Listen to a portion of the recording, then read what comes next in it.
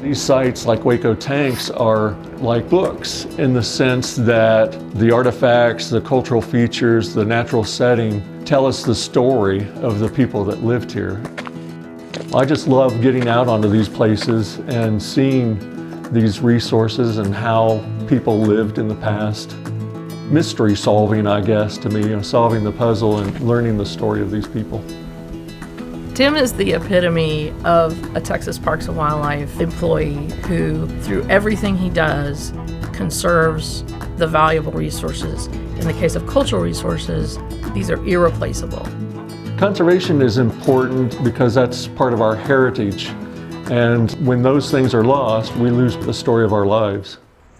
In the case of Hueco tanks, over 10,000 years of archaeological deposits, thousands of pictographs. It's basically the birthplace of the Kachina belief system that still guides Puebloan societies today. I wrote the nomination for the National Historic Landmark designation of Hueco tanks, which I believe was 129 pages. It had to be reviewed at the regional level and also in Washington, D.C. The National Historic Landmark nomination is the highest recognition that can be given through the National Park Service.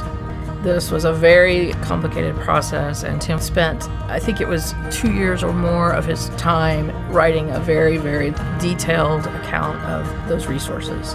Writing that was something that only Tim could have handled because that's the kind of guy he is. Some of the benefits of that designation is the fact that Hueco tanks will get more national publicity. It also opens the door to some grant funds that we can apply for to continue our preservation efforts. Hueco tanks is an oasis in the desert. As an NHL, it has now achieved the highest level of significance for an archaeological site. Every part of that National Historic Landmark nomination was documented to the nth degree, and that's because of Tim's eye for detail. Tim is extremely passionate about what he does. He's the kind of person who will continue to do extraordinary work as he has for the last 2 decades for Texas Parks and Wildlife. The story of Hueco tanks isn't finished, it's ongoing.